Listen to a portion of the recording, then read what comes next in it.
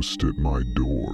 Horror story. I've known Lisa for as long as I can remember. We were born and raised in the same building, living in the same stairwell.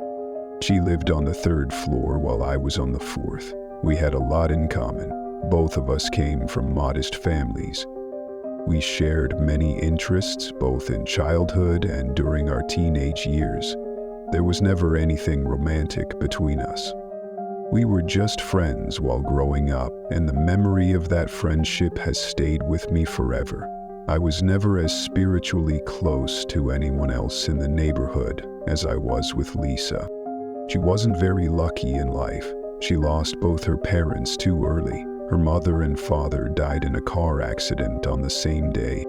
I supported her as best as I could, trying to show her she wasn't alone. I wanted her to know she always had a neighbor she could rely on. A year later, Lisa got married. She brought her husband to live in her apartment. His name was Robert. He seemed like a decent guy to me. From then on, I felt more at ease about Lisa. She wasn't alone anymore. As for me, I never got married. To me, the whole idea always seemed like some silly game. I was deeply in love with my work. Lisa used to say I was asexual. I don't really know what that means and don't want to think about it. People called me all sorts of things because of my indifference toward marriage. Let others play that game. I wasn't interested. Lisa, for instance, seemed happy in her marriage, or at least she did until her husband got sick. He worked a lot, striving for a promotion. He succeeded and became a director, but in the process he completely neglected his health. He ended up in the hospital. The diagnosis was grim, and the prognosis wasn't encouraging, but he was discharged. Now he was bedridden at home. Lisa took care of him, and it was clear she was stressed. Whenever I saw her, I asked how Robert was doing. She would reply, "Not great," or "We're exploring treatment options." I couldn't help but wonder if things were really that bad. Was she destined to be alone again? She had already suffered so much loss. Why did fate keep testing her?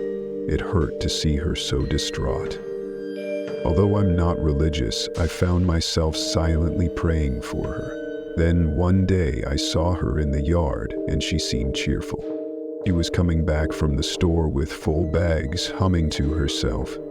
It had been a long time since I'd seen her smile. "Hi, Lisa. You seem to be in a good mood," I said. "Why shouldn't I be?" she replied cheerfully. "How's Robert doing?" I asked eagerly. Lisa lowered her gaze and smiled faintly, just at the corners of her lips. "The worst is behind us. He's been through the illness, and now we can just be together."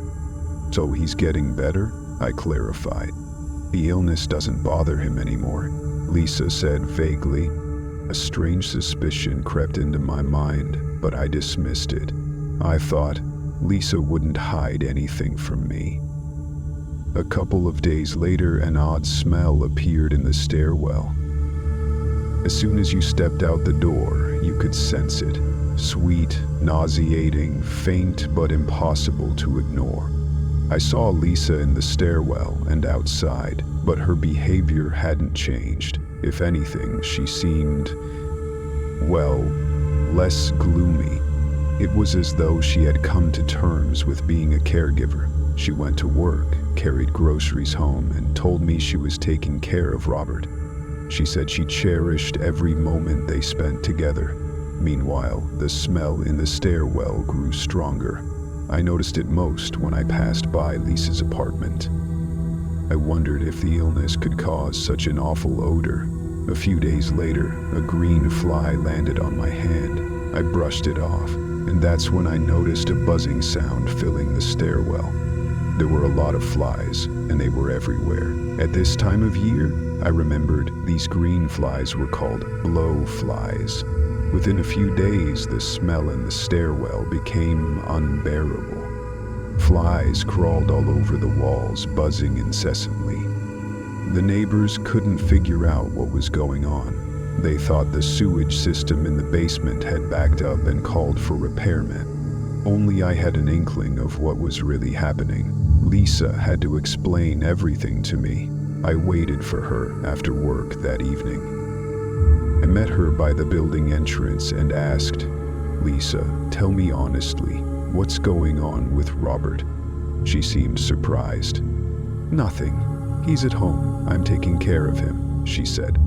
What could be wrong? I gathered my courage and said, "Lisa, there are flies in the stairwell. The smell, it's the smell of death. The other neighbors haven't realized it yet, but I know it's coming from your apartment. Please, tell me what's going on. We're friends." Lisa looked me straight in the eyes and said, "I understand what you're implying, but it's not like that.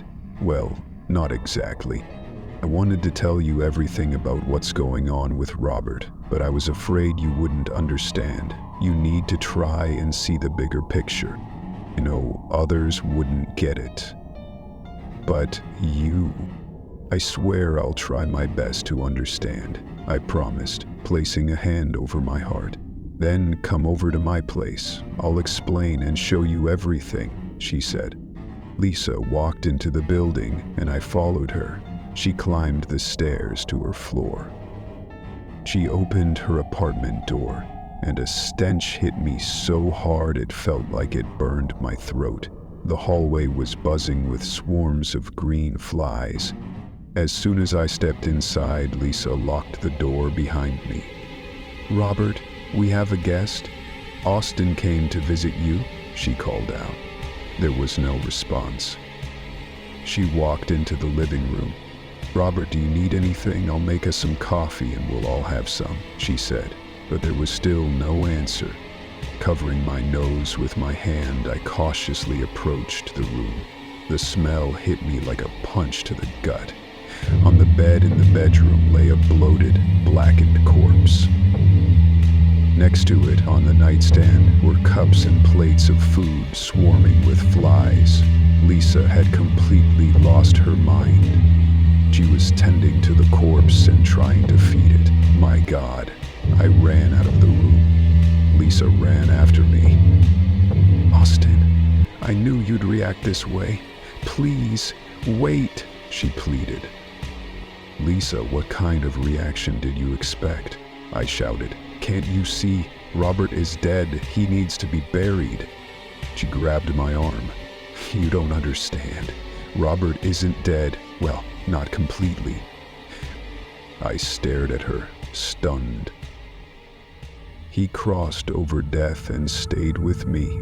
He promised," she said, her voice trembling. "When he was lying there in pain and I was crying, he swore he'd never leave me.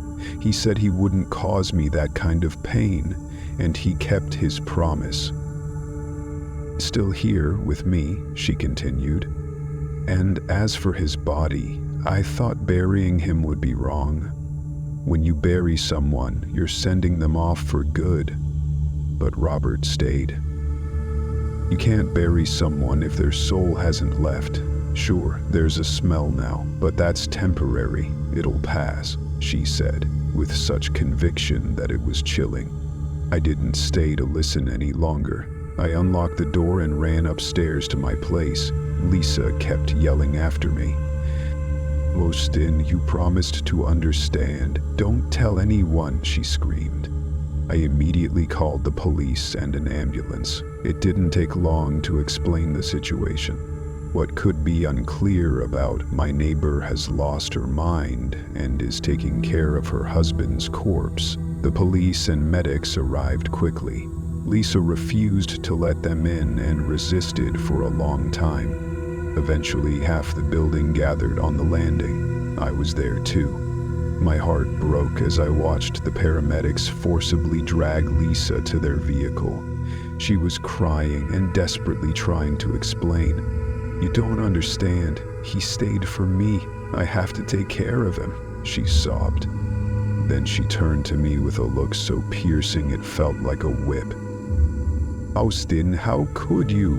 she shouted. I looked down and told myself it was for her own good. The corpse was removed and a sanitation crew cleaned the apartment and building. For days I was in shock from everything that had happened, but as they say, out of sight, out of mind. I convinced myself that what happened was for the best. The body was buried, and my friend was getting treatment. Hopefully she would recover, and then I'd be there to support her again. I understood why her mind snapped. She had lost someone close to her again and couldn't accept it. One evening, as I was returning home, I noticed that the door to Nina's apartment was slightly open. Who could have done that? A bad feeling crept over me. I stayed up late, unable to sleep, and was just about to head to bed when I heard a door slam on the floor below.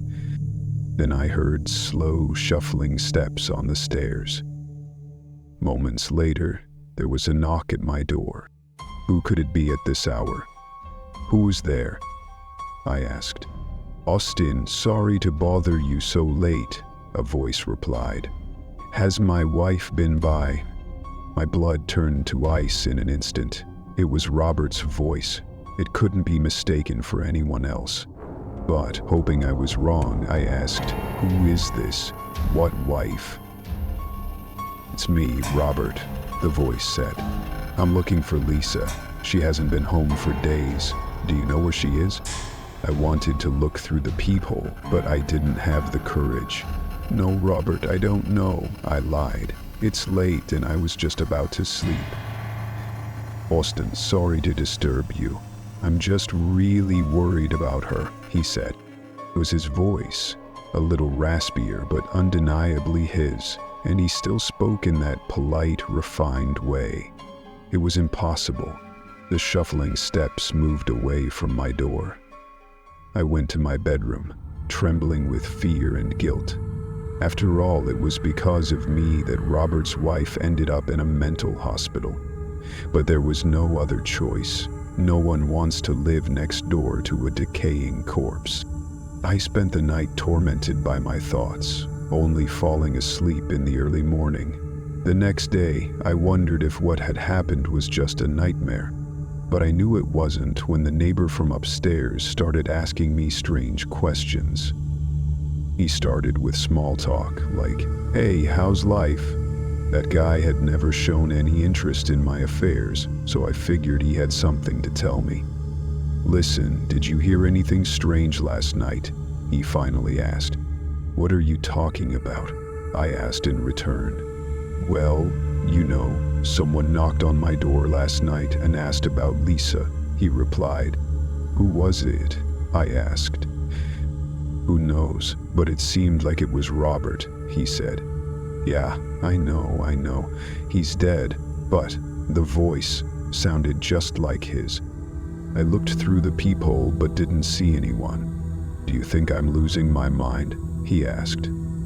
I felt myself growing pale. "Did you say anything?" I asked. The neighbor shrugged.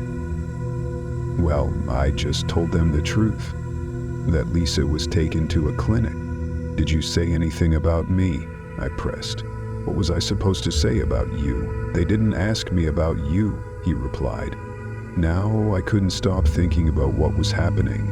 If Robert's ghost was wandering through the apartments asking about his wife, someone might tell him that I was the one who called the police and ambulance. I wanted to believe it was nonsense, that such things weren't possible, but I'm a superstitious and paranoid person. Maybe it was true. Maybe he had promised and stayed behind. His soul hadn't found peace. That evening I went to bed early. I was completely exhausted.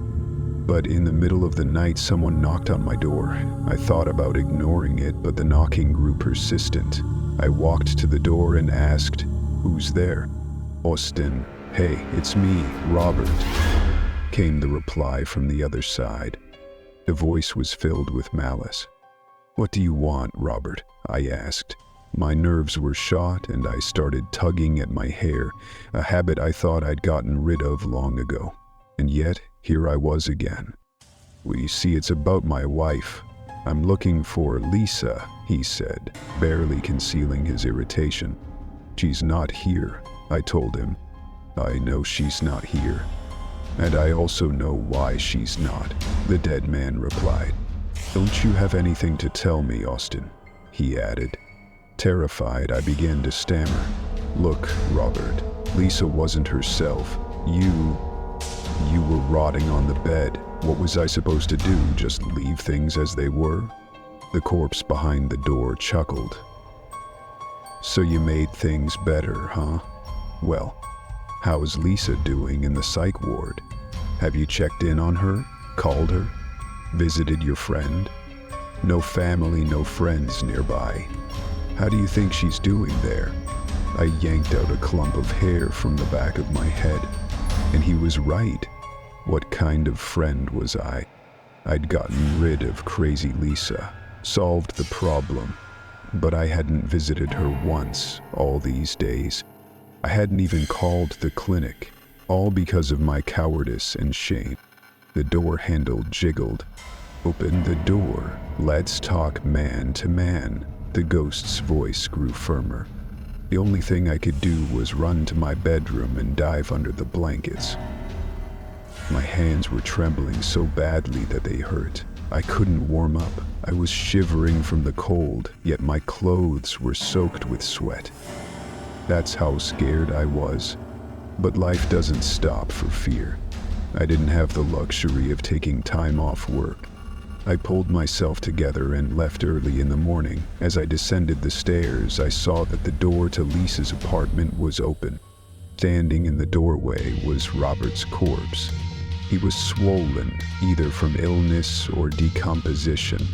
The dead man stared at me with lifeless eyes, his jaw slack. He had been waiting for me. I ran straight back to my apartment. It was a full hour before I dared to leave again. When I checked, Robert was gone, and Lisa's door was closed. I dashed past her apartment, terrified that the ghost might burst out and grab me. There was nowhere else for me to go, so that evening, I came home with a bottle of holy water from the church store. I sprinkled Lisa's door with it and poured what was left over mine. I hoped it would help, but it didn't. In fact, things got worse. That night, I saw the ghost in my bedroom. Robert was standing in a dark corner. I didn't notice him right away, but when I woke up, I felt someone else's presence. A car drove past outside, its headlights casting a brief flash into the room. That's when I saw him. The dead man was standing there, staring at me.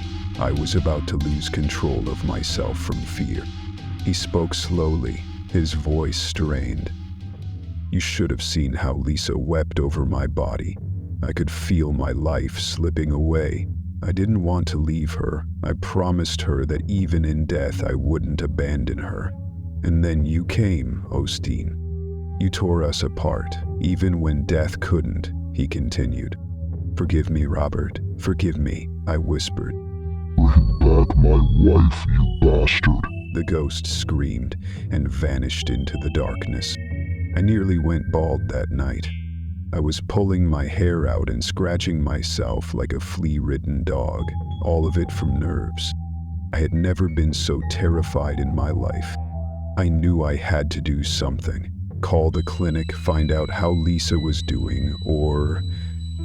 I thought about moving out of the apartment, but I couldn't bring myself to do anything. I just didn't have the strength. I kept hoping that somehow this whole thing would resolve itself. The clinic prescribed me some sleeping pills. I took 2 that evening, hoping I wouldn't wake up in the middle of the night. It didn't help.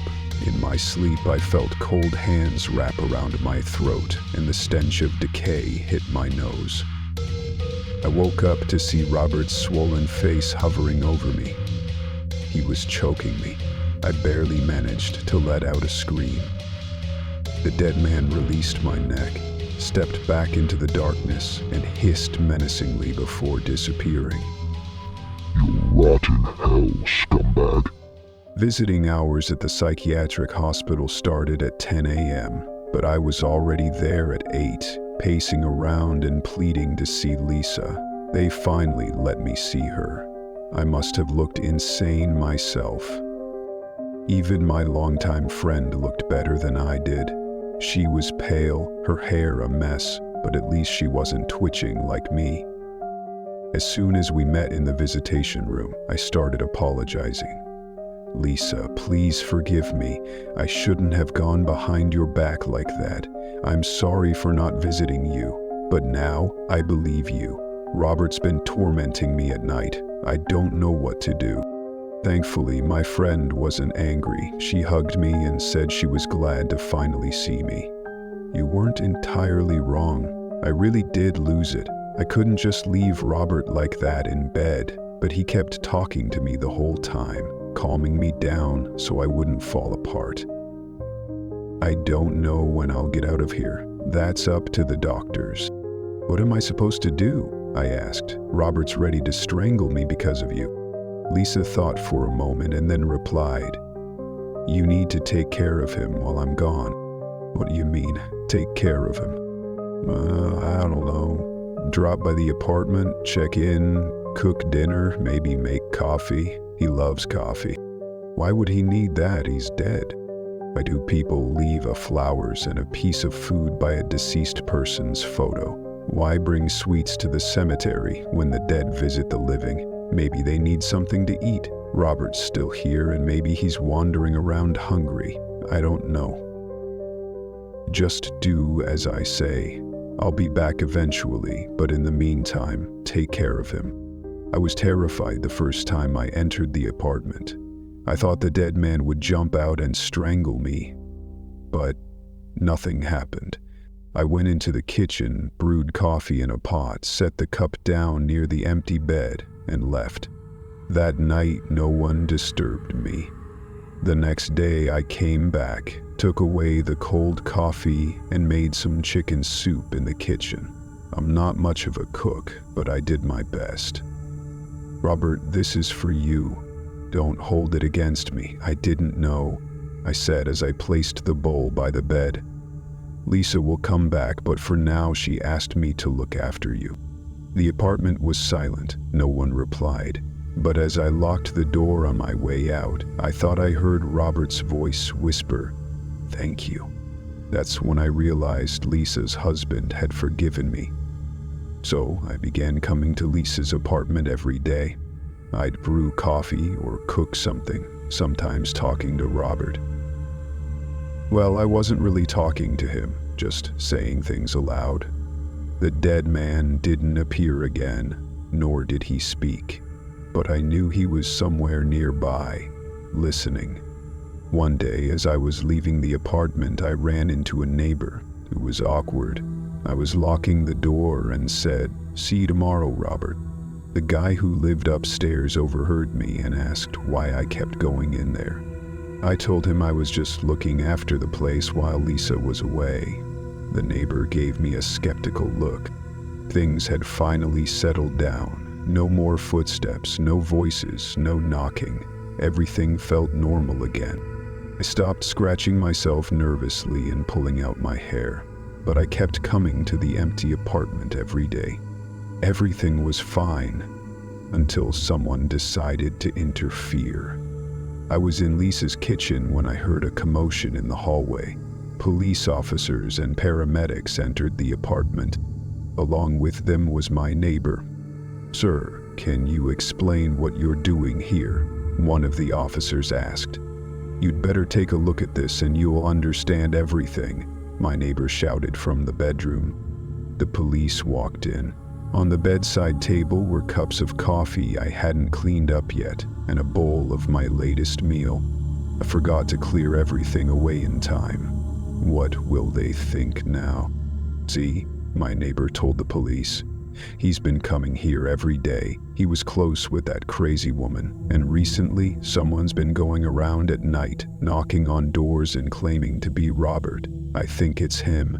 There's something off about this guy. Ever since that incident with the body, all the tenants are on edge. We don't need another nutcase." "What are you even talking about?" I interrupted. "Let me explain everything to you." A firm hand landed on my shoulder. It was one of the paramedics. They started pulling me into the hallway. "Wait, you don't understand," I shouted. "Letha asked me to take care of it or it'll all start again." Two of them grabbed me and twisted my arms behind my back. As they dragged me away, I shot an angry glare at the neighbor who turned me in. He looked away, guilty and avoiding my eyes. Unfortunately for him, the ghost of Robert was staying behind this neighbor, and I read the angriness on Ghost's face. He did mistake a huge mistake. Smash that like button if you got scared, and leave a comment telling us which moment gave you chills. Don't forget to subscribe to the channel if you're not afraid. Choose one of the 2 videos on the screen to test your nerves. Boo!